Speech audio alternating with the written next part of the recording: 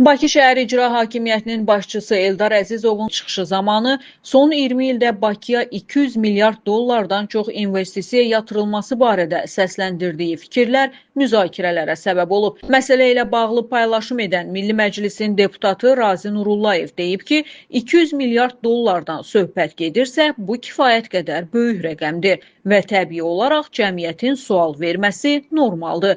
Bu vəsait hansı sahələrə yönəldilib və həmin investisiyaların nəticəsi nə olub? Deputat BTV xəbərə açıqlama verib. Mən Eldar Əzizovu tənqid etməmişəm. Sadəcə onun səsləndirdiyi rəqəmlə bağlı öz fikrimi və suallarımı bölüşmüşəm. Üstəlik söhbət son 20 ildən gedir və 200 milyard dolların hamısını Eldar Əzizovun fəaliyyəti ilə əlaqələndirmək düzgün olmaz. O sadəcə bu rəqəmi səsləndirib.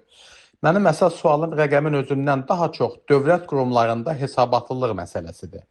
Əgər Bakıya 20 il ərzində 200 milyard dollardan çox investisiya yatırılıbsa, bunun mənbələri, istiqamətləri və nəticələri cəmiyyətə daha aydın şəkildə göstərilməlidir. Burada dövlət vəsaiti ilə özəl sektorun yerli və xarici investorların yatırımlarını da bir-birindən ayırmaq lazımdır. Çünki söhbətin dövlət büdcəsindən 200 milyard dollar xərclənməsindən getmədiyi artıq açıqlanıb. Amma rəqəm doğrudursa, mən hesab edirəm ki, belə böyük məbləğ ciddi ictimai müzakirə tələb edir.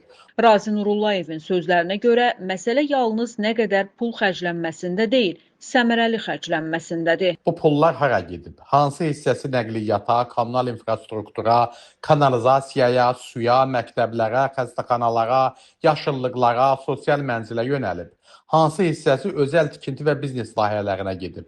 Çünki bugün Bakının inkişaf etdiyini hamımız görürük. Yeni yollar, binalar, bulvarlar, obyektlər tikilib. Amma eyni zamanda tıxac, parklanma, kanalizasiya, yağış suları, ictimai nəqliyyat, şəhərsalma və bəzi ərazilərdə infrastruktur problemləri də qalır. Məsələ yalnız nə qədər pul xərclənməsində deyil, həmin pulun nə qədər səmərəli xərclənməsindədir.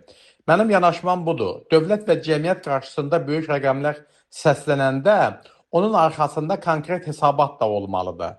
Vətəndaşın haqqı var bilsin ki, ölkəyə və xüsusilə Bakıya yatırılan böyük investisiyaların nəticəsində onun həyatı nə qədər yaxşılaşıb. Əgər 200 milyard dollardan söhbət gedirsə, onda nəticə də bu miqyasa uyğun görünməlidir. Mənim sualım məhz budur. Bu nəhəng investisiyaların vətəndaşa real qayıdışı nə qədər olub?